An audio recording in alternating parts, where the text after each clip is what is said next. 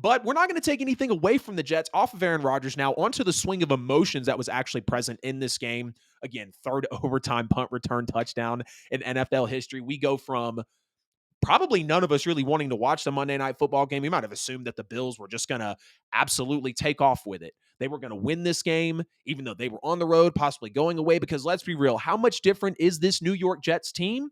Of course, there's a Dalvin Cook. Of course, there's a Mecole Hardman. Of course, there's a Randall Cobb. Of course, there's a Alan Lazard, if I'm recalling correctly. But Aaron Rodgers was the X factor. Everybody was excited about Aaron Rodgers. And we see him go out.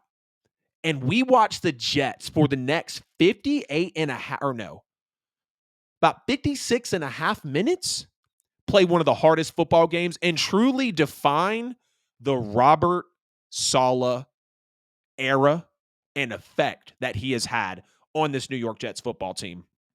Absolutely insane. We talk about how, Xavier Gibson, again, almost didn't make the team. A real grinded out guy, a guy that is an undrafted free agent, making plays for the punt return touchdown. The defense absolutely making Josh Allen melt. We'll get to that in a second. We have an insane catch from Zach Wilson, touchdown pass to Garrett Wilson.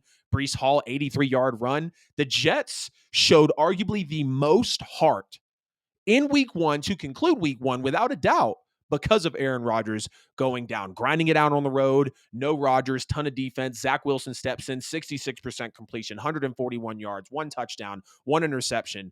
The defense, I know they had remarks from DJ Reed, I believe, or is DJ Reader? I don't know if I have the name correctly, but the quote was 85 Bears, the Legion of Boom. I don't believe they mentioned, the O2 Bucks, but they were talking about how they could be those type of players. And what's crazy is Sauce Gardner might have been the worst defender in this game. Clearly, Jordan Whitehead with the 3 interceptions. He is emerging on this team, limiting Josh Allen to 5.8 yards per attempt with 3 completions and 3 interceptions on throws of more than 15 air yards, considering how it played out for Josh Allen once he started throwing further down the field on that Jet secondary. They held Buffalo running backs James Cook and Latavius Murray to 54 yards on 14 carries.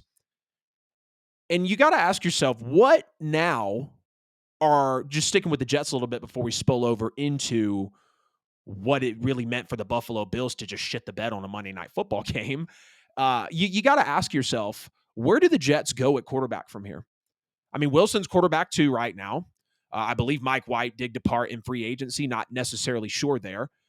But knowing that Aaron Rodgers, he was the guy coming in. Aaron Rodgers was supposed to be the one. He said he was going to play for 2 years. He wanted this to be a multi-year thing, talking about the Super Bowl trophy being lonely. This was the year. But you also have that glass half full type of mentality. Maybe Zach Wilson learned enough from Aaron Rodgers early on, realistically, to know what he needs to do possibly with a defense like this to maybe take the Jets far. I had the Jets going 11-6. I meant to actually dive into a record prediction of them without, Aaron Rodgers, now with it being Zach Wilson and possibly a season finish. Beforehand, I had them as the fourth best team in my power rankings, an 11-6 record, the 4th seed in my playoff predictions, making it to the wild card. They were going to lose to the Chiefs in those AFC playoff predictions, like I had mentioned. But a record prediction, I mean, I think they could still pull out 8 to 9 games. Now, the AFC's tough. You got a tough division. If Buffalo rebounds, which I'm sure they will, I've seen Miami as high as 3-2 in people's power rankings this week. We'll have the power rankings coming later in the show. You got to see what happens with this division as it plays out, because the Jets, if that defense plays for the rest of the year, clearly maybe a little bit of overreacting, but week 1, we got to take what we've got. If the Jets can gut it out like that, yeah, this is a maybe 8 to 10 win football team. Don't believe that's enough. And matter of fact, I know it's not enough in the AFC, because my lowest seed at the, who was the 7th seed? I think it was the Ravens at the 7th seed, 11-6 in my AFC playoff predictions. So 11-6 might not even be good enough to cut it. So the Jets probably going to miss the playoffs, probably not going to be a great season finish. But I know Aaron Rodgers isn't going to let it end like this. There is no way, knowing the grit and the passion, or so we think, right, of Aaron Rodgers, that he's going to step away from this game, because we saw how he did flirt with retirement and he was 90% retired. Could he possibly take this Achilles injury, literally not even getting a full offensive drive into his new team? Could he take this as a sign at 39 years old to possibly turn around and walk away? I don't believe so. I've seen a lot of Aaron Rodgers on the Pat McAfee show. I've seen, a lot of how Aaron Rodgers can play when the game does come down to the line. But we've also seen when Aaron Rodgers does have critical mistakes in a game, or he does throw a pick six. I remember that last time he threw the pick six against the Bucks. He looked horrible. I want to say he threw 2 interceptions in that game. If Rodgers throws 2 picks in a game, he might check out. I don't think this is enough of something to make Aaron Rodgers necessarily want to check out, because he did just sign that nice restructured deal. He did say it was going to be a multi-year thing. And we do expect Aaron Rodgers to do a lot, of course, for this Jets team. But it makes you wonder what's it going to be like, because rehab is crazy. Rehab can be anywhere from, I've heard from, maybe 14 to 18 months. We're talking about an Achilles. You can come back faster from an ACL than you can an Achilles. Aaron Rodgers does have the grit. I don't believe he'll go out like this. I look forward to seeing him next year. I pray he can come back. I pray that he can lead the Jets deep in the playoffs, because that's what I want to see. This was going to be the best storyline of the NFL this year, even if they flopped. It was the biggest storyline of the offseason. He was the biggest player moved in the offseason. And unfortunately, this is how it boils down. Jets wins go from 9.6 with Aaron Rodgers. Now with Zach Wilson projected as a starter for the rest of the year, down to 5.8. I'll have them taking the over there. Maybe they've seen enough from Zach Wilson. 60% chance to make the playoffs with Rodgers. 5% chance without him. 2% chance to make the Super Bowl. 0.1% chance without him. Yes, it really is all about the New York Jets in this game, because the Buffalo Bills, Josh Allen melted. 4 turnovers, which was tied for the most in his career. 1 fumble, 3 interceptions to the same damn player. You didn't see him the first time. You didn't see him the second time. You didn't see him the third time. And I get it. Some people are calling it an arm punt. Josh Allen basically threw it 70 yards on a dot. Whatever.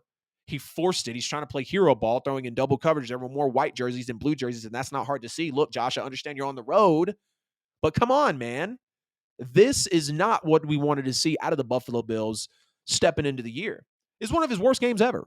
Josh Allen now has 39 turnovers in 19 games. He leads the NFL in turnovers since 2018. He has 51 total fumbles in his career, and he's only lost 21 of them. But still, this also just all goes back to Stephon Diggs having leverage with his team. The Bills should have made another move for receiver. And I get it. Gabe Davis was trying to play, Gabe Davis was playing last night. Stephon Diggs was out there last night. They have a Dawson Knox. They have a Dalton Kincaid. But when is it going to come down to getting a not only star back, but a piece to really just take pressure off Josh Allen? I'm just asking, man. I'm just asking. Maybe a Jonathan Taylor move? I don't know. Maybe the Ravens are going to call him because J.K. Dobbins is out. That would be funny if the Ravens call in your same conference that is a team that can compete with you later in the playoffs and takes the X factor that you need. It's also saying DeAndre Hopkins. Maybe you should have signed him as well. But either way, though, y'all get in the chat, get in the comments, as Aaron Rodgers, with the week 1 of the 2023 NFL season, unfortunately goes down with the Achilles tear. Josh Allen melts on Monday Night Football.